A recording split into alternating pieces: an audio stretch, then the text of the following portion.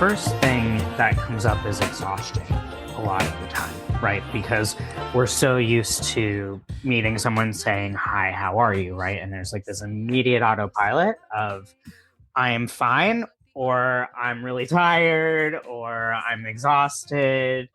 You don't usually get too much deeper than that. And oftentimes people don't even say the truth of what it is. Their autopilot response is, "I'm fine, I'm okay." They're masking to make it through. And for example, I didn't realize that I was masking when people would ask me how I was doing for a long time. It never occurred to me for the longest time to think about that. So I think that what happens with professionals, especially who are providing a service that require a lot of nurturing, people don't often ask how they're doing.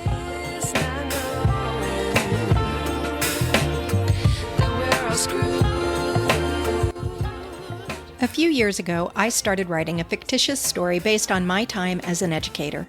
It is called Taught, and the story was partially inspired out of anger and frustration fueled by burnout. Okay, actually, it was more than partially inspired by anger and frustration. But Taught has also become a vehicle for me to tell what I thought at the time, and in some ways continue to think, was and is the real story of teaching. I now realize that my perspective is not everyone's perspective, but there are some pieces of Taught that resonated with many educators. This podcast is an extension of that story, and I, a former teacher, will interview other educators asking them to share how they really feel about the current state of education. Why are so many teachers burn out? Why are so many, like me, leaving the field? We likely won't solve any problems or come up with any solutions, but we can create a community of voices that maybe begin the conversation around how educators can take back teaching. I'm Melissa LaFour. Welcome to Taught, the podcast.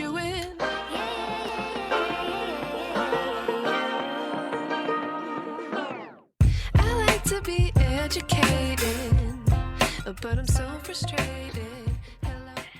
Today we have the pleasure of welcoming Jamie London Wollberg, a leader of love, providing impactful spiritual experiences for corporate leaders, entrepreneurs, and their businesses with his company, Wake In. He's also providing that for people like me as well. He is a burnout expert dedicated to inspiring life-giving transformations with a passion for creating a meaningful impact in the world out of burnout, which is what caught my interest.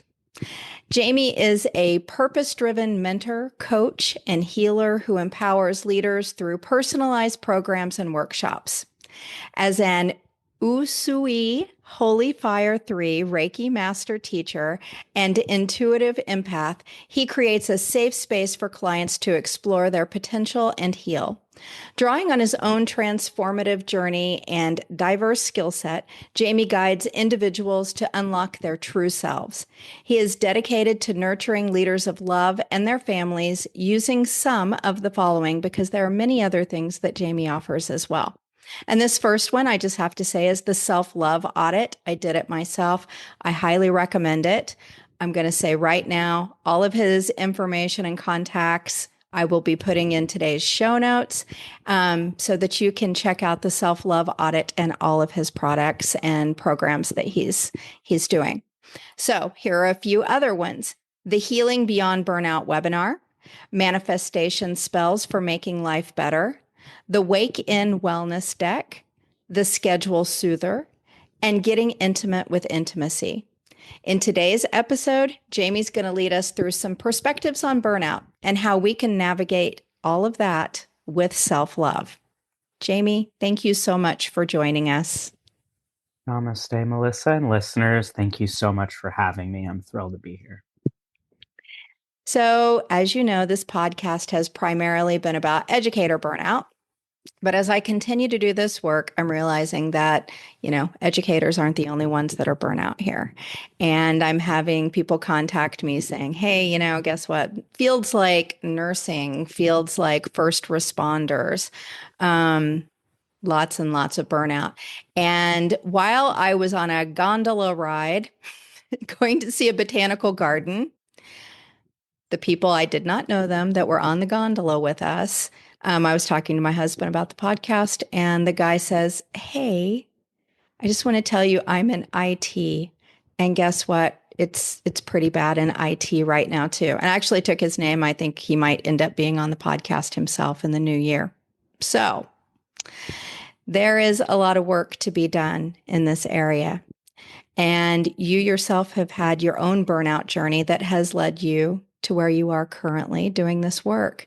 And folks, like I said, I'm going to put all of his stuff in here. I know you're going to want to follow him up. And one of them is a YouTube video where you tell your story of burnout and kind of how it led you. Can you kind of summarize that for us? I sure can. So, a long story short is that I had what I refer to as a tri-awakening.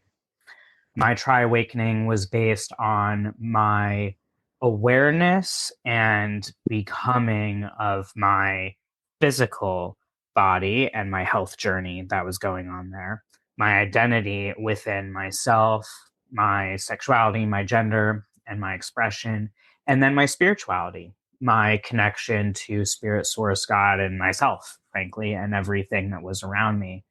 And it wasn't until many years later that I would realize that on this journey where I truly burnt out every which way that I could have imagined, from burning out emotionally of heartbreak, my physical body just totally breaking down and not knowing what's wrong with it, and being bedridden in my 20s, my identity coming from someone who was assigned female at birth to someone who has transition and is trans not binary, and my spiritual, which was really just going from 0 to 60, from having not really a lot of guidance in a very conservative place to grow up within guidance of spirituality and religion, into my own thing, and frankly diving too deep into that direction, forgetting everything else.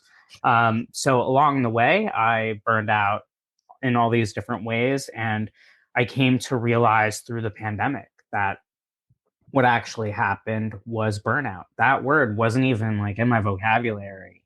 I would have referred to it as, overworking or not having a work-life balance.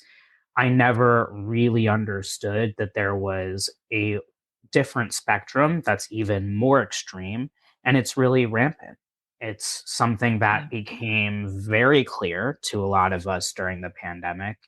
And so through this journey, I have realized how to get out of burnout and how to get back in and how to get out again. Yeah, some of those groups that I mentioned before, well, educators and I think healthcare professionals and first responders, again, pandemic took what was already a slow burning fire and just turned it into a massive forest fire. And then there were other people who may have been in that burnout space, but actually had that moment in time and said, wow, upon reflection, these things that I'm doing in life aren't working so well for me, and made drastic changes. But the pandemic certainly was this very weird moment in history that seemed to really, as you said, bring burnout just like up to the surface level, where we all had to either look at our own or notice that, some of the things that maybe we were kind of taking for granted, as far as people working in the service industry, again, people working in the medical profession, we had to kind of to feel what they were going through, which I think has led to hopefully some better awareness and people doing things like what you're doing. Yeah, I agree. So I do think that educators are part of this, some of the other groups I mentioned.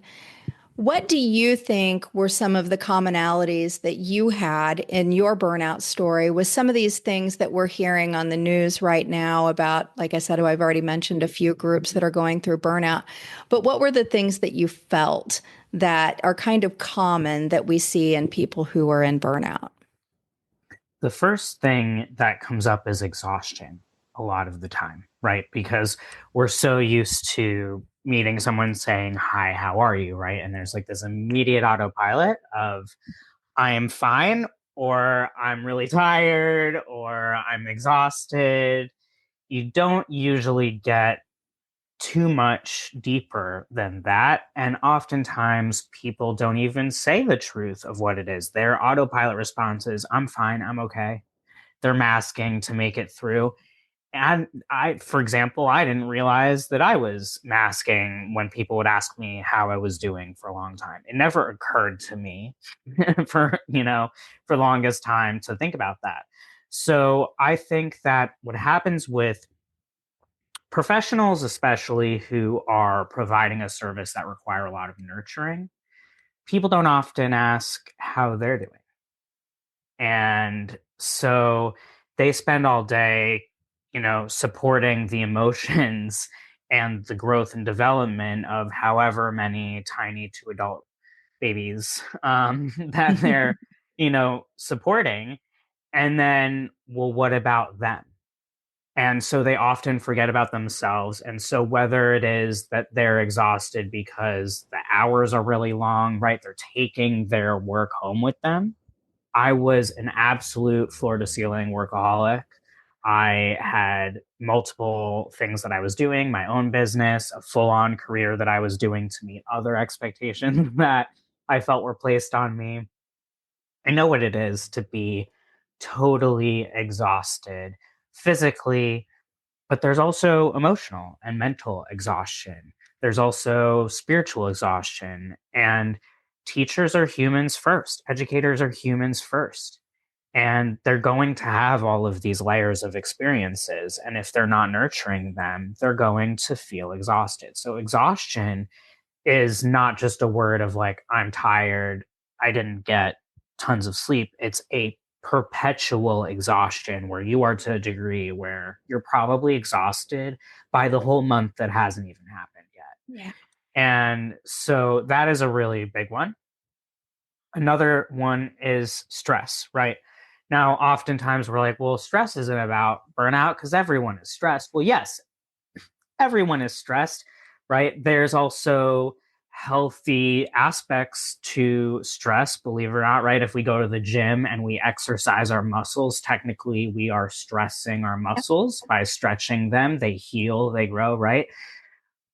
But burnout is not about what like happened for a couple hours or what happened for even a month. There are people that feel like they've never not been burnt out. Yeah. And so when I'm talking about stress, it's life ruining. It's not affirming of, oh, wow, like I'm doing so many amazing things and I care so much. And so I'm kind of stressed about these things. It is, I am so stressed that I can't sleep, that I can't eat, that I'm taking out all of my emotions onto everyone that I care about, especially my anger. These are two examples of many different signals or symptoms, however you want to look at it. I like to call them signals of what burnout is and how it can present. And I've certainly experienced both. And I would say that those are two of the most common, especially because they show up so much in the physical body, which as a human, we often pay attention to the physical body first, because that's where we feel it, right? Yeah. Yeah. For sure. Again, as a teacher, I think that I experienced a lot of this in that, and I just read a graphic. It was really good, but it kind of gave kind of the stages of how you get deeper and deeper into burnout.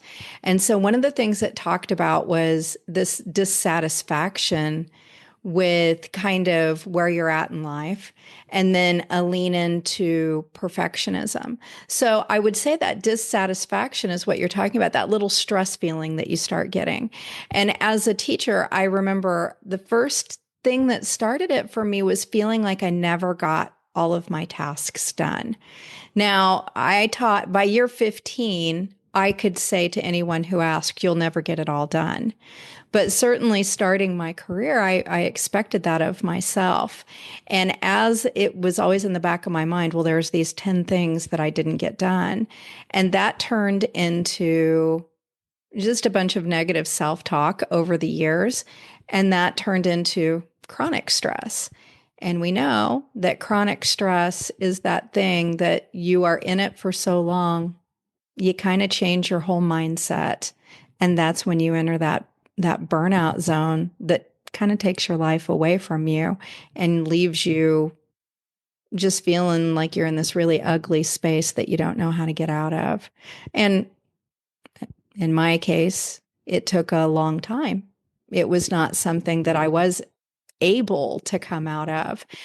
And I know you're going to talk a bit about that. But, one of the things that you've discussed with me around educator burnout is that there is this pervasive lack of balance and space for students. And when I said this before, you corrected me, said for students and teachers or educators, not just teachers, everybody in the system, to be human.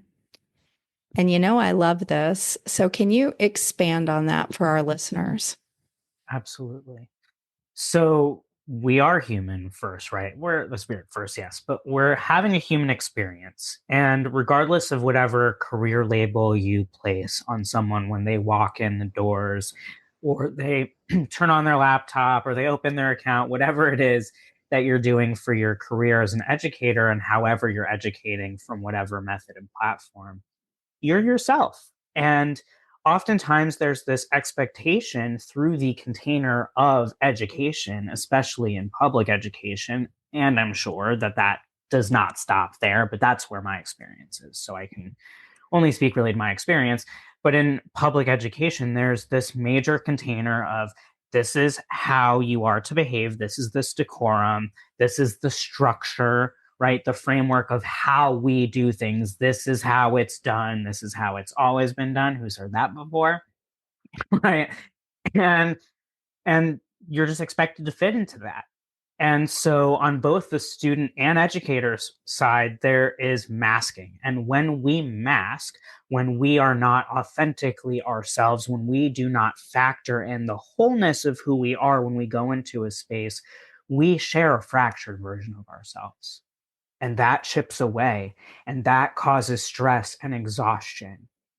And what happens is this connection that is sacred since forever, like since ancient times, since education existed of any kind, since humans were learning, okay, since we were remembering, this has been a core scenario where it's meant to be a connection, to be nurtured, to be intimate. There's intellectual intimacy, there's support. And in primary, there's also perhaps even more so emotional support. Yeah. Or if you're in a religious or spiritual development or otherwise, perhaps there's spiritual support, right? So there's all of these different layers. If you're a coach, then there's probably physical support, right? And so if you can only go there with part of yourself, then how can you properly learn? How can a student flourish and develop if they can't develop from who and where they are? Yeah. It's not possible. You're developing half a human and you're pulling away half of what's possible to be taught when you're stuck in this framework. It's why we have a disastrous sexual health education system and so on. But this goes in every direction throughout the ages. This does not stop at Ivy League colleges and universities. If anything, it's more prevalent. I've had a couple of university professors on who have, speaking to your point, feel that burnout is at an all-time high at that level in education as well. And a lot of it being this box that they are trapped in. And they're, one of my guests talked about quiet quitting, which is really a kind of burnout. I mean, I'm just making that connection right now. We didn't talk about that on the podcast, but to your point, it's these people showing up, but not really showing up, right? They are not living to their passion. Yeah, that's very interesting to think about. And I also think about the fact that you said you're educating half a human to these certain standards, but you're also educating them to a very specific way of doing things that I think we're seeing isn't effective for a lot of people. We're at a all-time high, in my opinion, for people who don't value learning for learning's sake and thinking for thinking's sake and problem solving, because then you have that tool to use however you choose to use it. We see these as hoops. And I think that's kind of what you're describing, what that does to a whole system.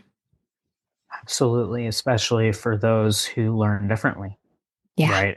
And those who learn differently teach differently, and that ought to be valued. It really should. It really should.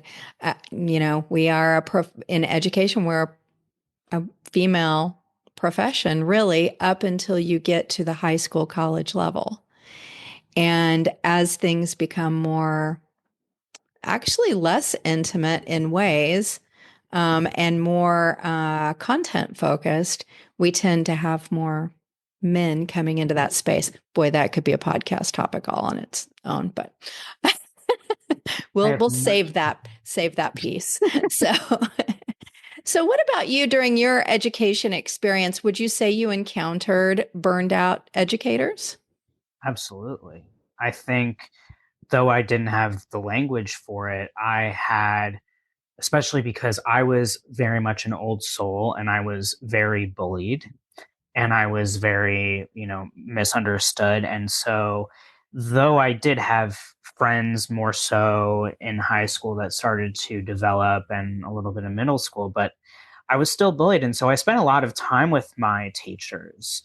Even in university level, I took interest in them. I looked at them as my mentors and I spent all the time that I could. I even had a particular art teacher that I loved in primary school. And, bless her, she used to let me eat in her room. I would go to the art room and I would eat there and she would spend time with me so that I wouldn't be alone or I would be able to express what I was experiencing through art. And I could very much tell that they were unhappy, that there was a low level of energy. Of course, again, I wouldn't have explained it that way then, but it got to a point where, I'm sort of like this liquid truth serum. People just start to tell me things. It's been like that since I was really, really young. People who are like 30 to 40 years older than me have always kind of felt comfortable. They sense somehow my unconditional love and they don't even realize it. They start telling me things. So I had teachers that would tell me about their life and I realized that they were not happy. And when I realized they weren't happy, I would think, is that because of me? Am I doing something wrong? I would notice when a teacher would leave. I would notice when an assistant teacher would leave. I would notice the different moods and impressions from, teachers that would come in, temporarily if there was a teacher who was out. It was very clear to me. And I think that if I had to put it to how could I tell, it was sort of my awareness of feeling safe and loved, attended to, because I had teachers who would see me bullied and did nothing about it. So it definitely impacted my education. And I think that especially now with the technology that kids have, they are so much more aware. They're more emotionally intelligent as we are growing and treating kids differently and allowing for them to express regardless of sex and gender. And I think they get it faster. Yeah. So it's harder to hide to them. Like me at age 4 is not age 4 now. It's not even close. I don't even recognize them. They're amazing. Well, you said something that really struck my heart, which is that one of the first things you said was, when you were around this low energy, this people who were probably burnout. And in no way am I victim blaming here, because burnout teachers don't choose to be there. Nobody wants to be in burnout. But knowing that children internalize that as, did I do something? Am I causing this person to have low energy? Is there something I did wrong? Can I fix it? Is really a mind shift. So educators that are out there, whatever level you're at, this is something for us to ponder. I know for myself, in complete honesty here, I left. I even said, my administrator said, "Are you sure you don't want to stay another year? We love, certain things that I was doing." And I said, "I'm that teacher that needs to go. I need to go," because I could not show up like I wanted to show up every day. And that was a hard choice to make. And I actually spoke with a future podcast guest today, and she said, most people take a gap year between high school and college, or between college and going into the workforce. And she said, at my 10-year teaching point, I had to take a gap year because it was getting harder and harder for me to show up the way I wanted to show up, but I still wanted to stay in the game. So I think sometimes we need to, regardless of whether you're an educator or not, we all do need to be aware of the impact that we have when we're in that space, and perhaps begin whatever journey we need to take. Because again, nobody wants to be there. So why don't you talk to us a little bit about your program, speaking of getting out of that space? Because I think, as I've talked with other guests and we've talked about different strategies, a lot of times we just don't know how to start and what the first step is to move away from burnout. And I do think your approach is different than what I've had other people come on and talk about. So I would love to. I would say that the overarching lens of what I have used to get out of burnout and how I guide people is a spiritual lens. This is not like a, partisan. This is anybody of any faith, any belief system, whether you're religious, spiritual, both, neither, can flourish within the program so long as you are open-minded and open-hearted. It's really about bringing a spiritual and practical together, because what I've realized, the success mechanism is a routine, but it's not usually the way that people look at routines, right? Usually people dread their routine. They look at it as the things that they have to get done in order to go do X, Y, Z. And this is not shaming that at all. It's simply saying, I invite you to consider that there's another way to look at a routine, which is, these are the things I love to do. And when I do these things, I am my best self, and I am able to be exactly who I want to be and show up exactly how I want to show up at the things that really matter. And so if you are someone, for example, who does not like to exercise, while yes, it's important to exercise, maybe don't put that in your routine. Put something that brings you joy, that fills your cup. What's really important about this routine is that it needs to touch upon the physical body, anything in the meat suit, so that physical health, right? The emotional body, anything of the heart, anything I feel, anything within those emotions. The mental body, anything I think and I process. So anything about that self-talk that's going on, or how you're processing something, giving yourself the time to process that. And the spiritual body, anything of the soul, the process, the soul's purpose, or anything larger than that, your higher self, whatever resonates with you. That is all needing to be touched upon, whether your routine is 5 minutes, whether it's 10 minutes, 30 minutes, an hour, or like me, 2 hours. That is not a gold standard. Do not put me on a pedestal. that's just what I require because this is what I do all day. So I can't do what I do all day if I don't do it for me. But it's really about doing it consistently, finding things that you love, and allowing for that to change and grow just as you change and grow. And sometimes that may look differently. My routine changes when I travel, right? Because I factor in other people and what's going on. It's a process. My process is 4 months because, well, actually, I have a 1 month process, but I believe that 4 months is really for people who want to truly say goodbye to burnout forever. But the core of what we're going to be doing, in addition to coaching and healing, is making sure that you have an ironclad routine. So even if you never listen to me again or talk to me ever or meet me, please think about this. Consider the possibility that shifting your perspective around what a routine means, shifting your routine to things that fill you up, are exactly what you need in order to be your best self. It doesn't mean don't brush your teeth, right? A lot of people don't like to brush their teeth. Frankly, it's boring for me, right? But that doesn't mean that I don't do it. It just means that's not a part of my routine. Figure out what your routine is, allow yourself to change it, and grow within that routine. And you'll see how much it changes everything about you. You will feel so excited and alive to start every day. And that's where we all deserve to start.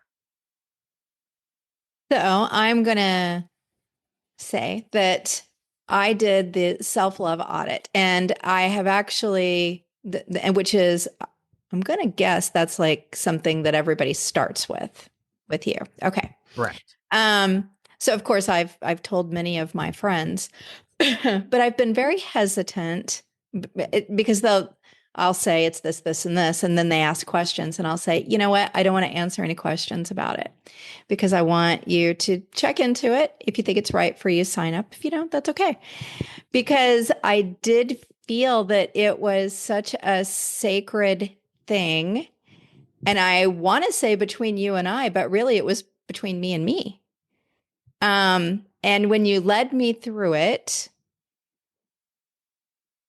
I mean, you remember what it was, but there was one area that it was like, oh, well, gosh, I'm kind of a type A person. I feel like I've got my checklist every day, speaking of routines. So I don't want to forget things. And I want to make sure that I'm doing it all. I'm having my smoothie every day. I'm doing my little yoga stretches. I'm trying to keep all the balls going.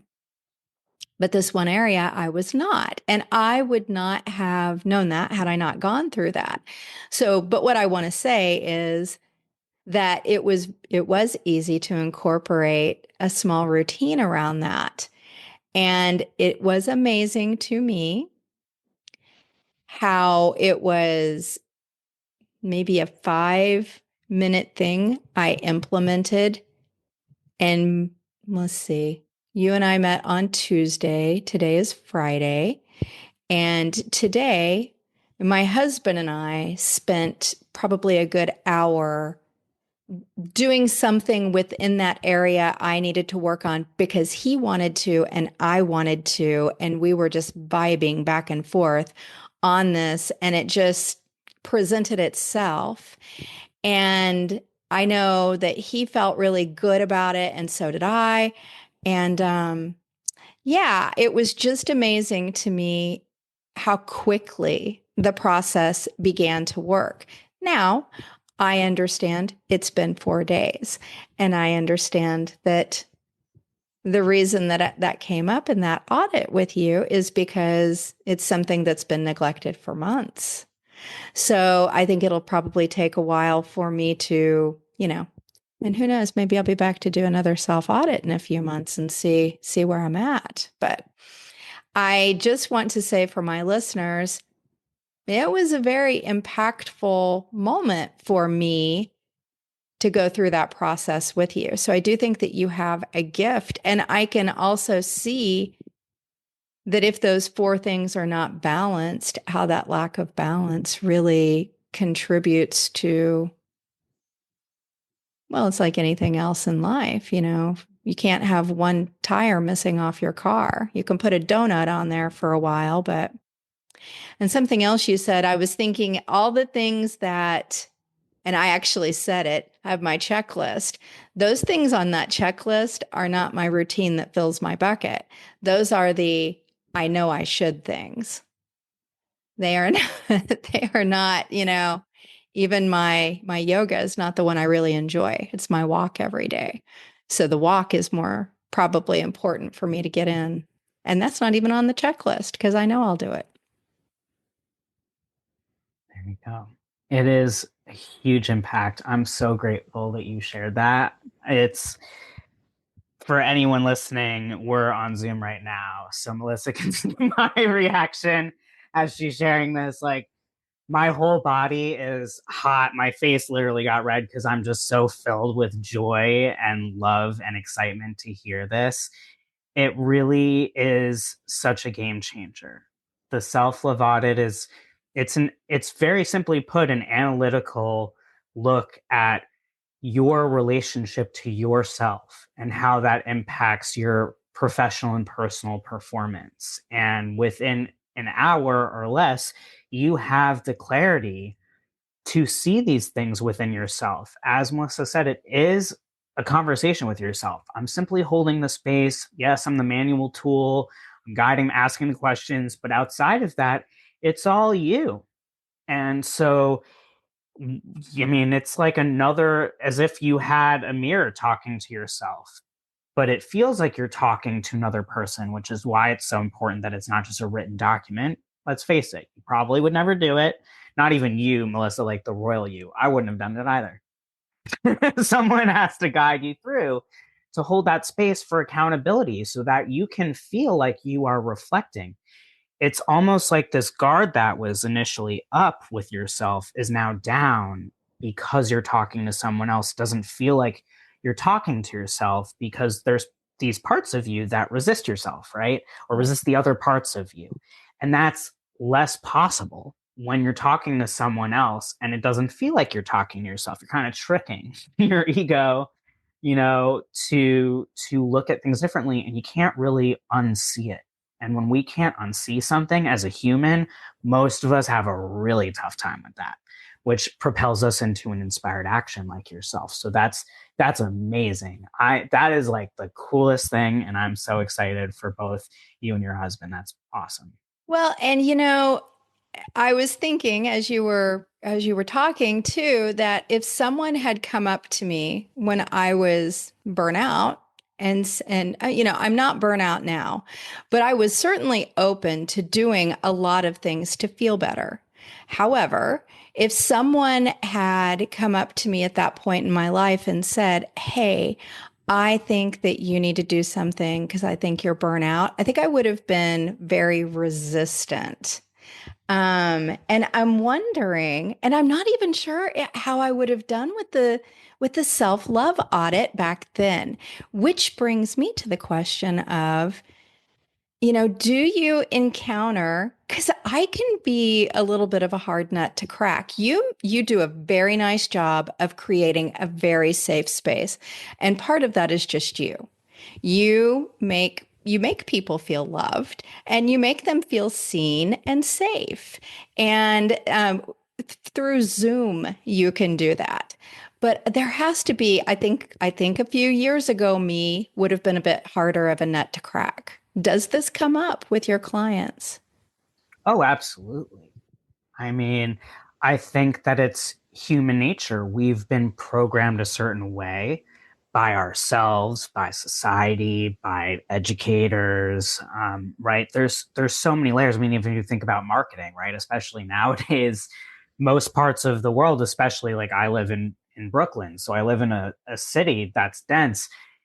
I'm marketed to and educated, major air quotes, like a million times a day. Like I couldn't even possibly count how many times a day that something comes up in front of me and I'm being programmed without thinking about it. Right. And so a lot of it is that awareness. And I definitely understand resistance as an Aries. And I also understand it as someone who's been burnt out. And what I've seen in my patterns of burning out and then getting out and burning out and getting out is we resist any time it is that we are going to change and override in a way that's a transformation, right? So all it is a fight or flight response. It's not wrong or bad. It's what we are doing to protect ourselves. And so when someone comes forward and they are resistant in some way, part of it is just me allowing them to do that, because something about them being resistant in the process through the self-love audit, especially, and me just sitting there and existing, they see things like almost immediately that they probably wouldn't have. Because if you think about, for example, if you have a parent or a guardian and a child, especially let's take a teenager, right? We were talking about preteens earlier, and teenagers, very resistant age, right? Because they're very powerful, or even a toddler learning how to say no, right? Very powerful. And you're having that conversation a lot of the times because, again, we're human, we get triggered, we get activated. And so we can also respond or react. It doesn't matter what age you are, because the first thing that hears it inside of us is our inner child.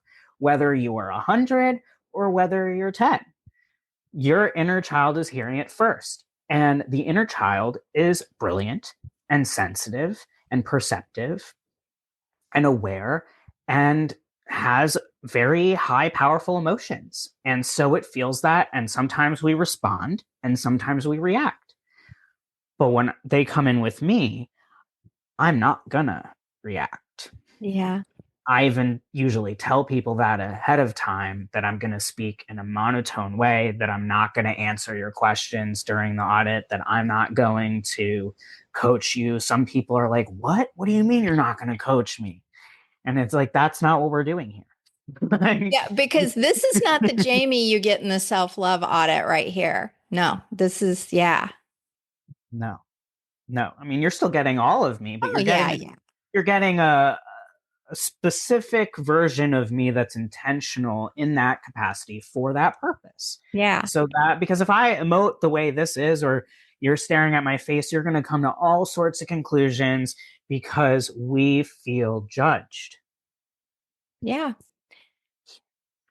I think you're onto something there, because I like I said, if I think about burnout Max Melissa, I had a lot of shame around that. And a lot of it was, I should be able to handle all of this.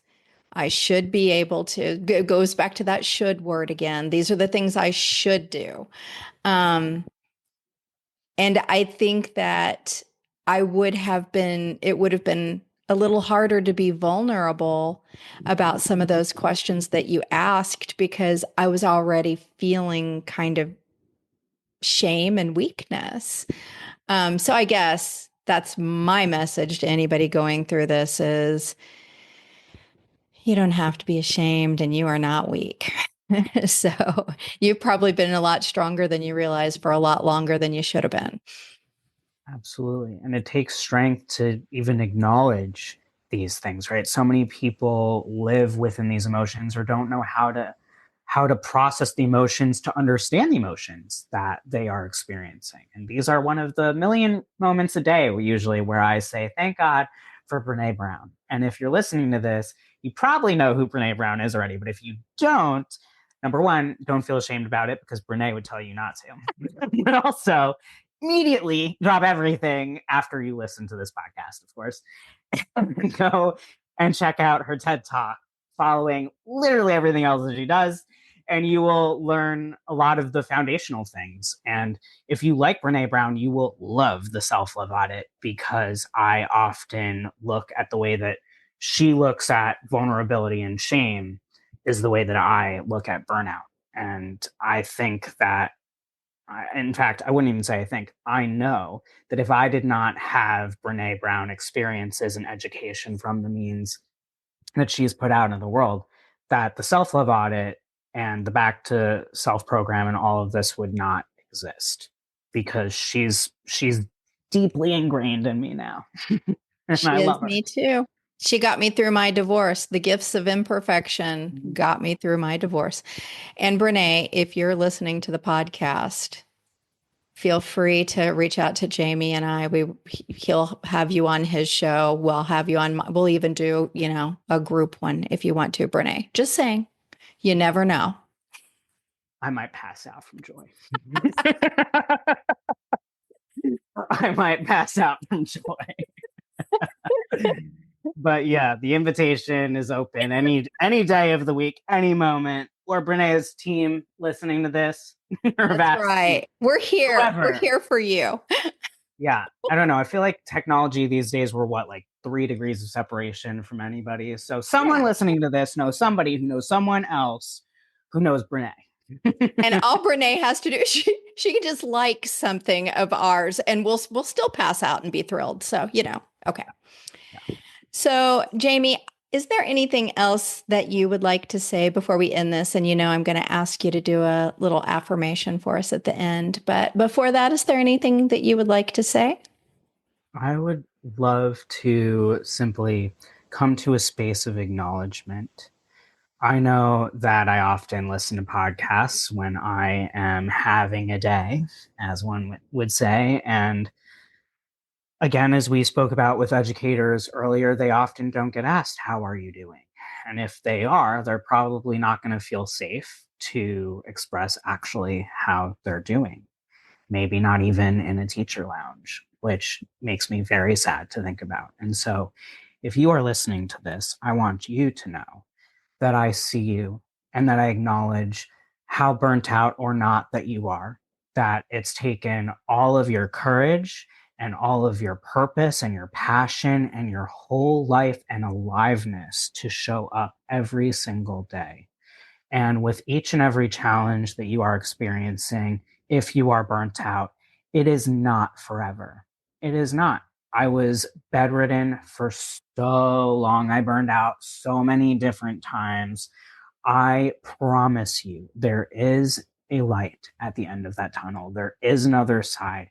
There is a world that you are actually living in and can choose to embody and perceive, where you are not in burnout anymore. And whether you come to me for support or you just listen to Brene or you finally listen to that beautiful inner child that's within you to get there, I don't actually care how you get there. I just want you to know that you are worthy, that every part of you is lovable and every part of you is worthy of unconditional love and worthy of being here. So thank you for being here. Thank you for being who you are. Thank you for choosing to be here, and keep choosing to be here. Do not give up. I promise you it's worth it. I could not be more grateful to be alive. There were so many moments where I thought that I was going to make it all over. And I'm telling you firsthand, it's worth staying. I'm glad that you stayed and I'm glad that you came on the podcast, and I appreciate you so much. I thank you. And I appreciate you so much. I appreciate this opportunity. I really believe in this fully, and I wouldn't be here if I didn't. Can you close this out with a little affirmation? This, again, is something that you can find on Jamie's website. I believe in the power of the positive words for sure. So I'd like us to be able to share a little of that with whoever listens. I would be honored. So this is a little teaser of the Waken Wellness deck, which you can purchase the sample deck today. It is a collaboration, but I channeled in the original affirmations. It is, in fact, an affirmation deck. It's multi-purpose, it's multimedia, and it's very accessible. And the one that I feel called to share with you today is New Perspectives, because when we get burnt out, we often get into a very narrow perspective of this is how it's always going to be, all the shoulds, as Melissa was talking about, the shame. And so it requires new perspectives and choosing to open up in order to get out and stay out of burnout. So my intention is that this affirmation of new perspectives will help you to choose new perspectives that are for your highest good and for the highest good of all. So without further ado, I invite you, if you desire, to close your eyes if you're listening, and breathe in as we listen to new perspectives. I am open to new perspectives from those I trust most. When I accept my perspective isn't the only one, I unlock possibilities which make life so much easier. There are so many ways to make something happen. There is often more than one way to reach the result, and you get to choose.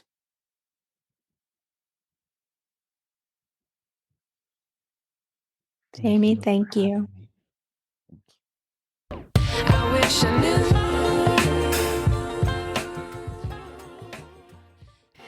Today's episode was produced and edited by me. The theme music is by Otis McDonald featuring Joni Inez. But I'm so frustrated. If you know someone who might enjoy these conversations, please share the podcast episodes as much and as often as you can. It's as simple as copying the link you use to access today's episode and sending it in a message or sharing it on social media. I'm a small independent operation, and your shares broaden our audience. Perhaps you or someone you know will be inspired to talk about teacher burnout. If you would like to get your voice on my podcast, contact me via the link on my webpage, taught.buzzsprout.com. Coach, speaker, and author Rashid Ogunlaru said, "It may take many voices for people to hear the same message." Join me in being one of the many voices rising up to get the message out around educator burnout. This is Melissa LaFleur. Thank you for listening to Taught, the podcast. Play our roles and ignore the problems. I wish I knew. I have an important reminder/disclaimer to share. The views, thoughts, and opinions expressed by the hosts and guests on this podcast are their own and do not necessarily reflect the official policy or position of any other agency, organization, employer, or company. Content provided on this podcast is for informational and entertainment purposes only and should not be taken as professional advice. We encourage you to do your own research and consult with qualified professionals before making any decisions based on the information discussed in this or any other episode. Additionally, any opinions or statements made during the podcast are not intended to malign any religion, ethnic group, club, organization, company, or individual. Listener discretion is advised. Thank you for tuning in.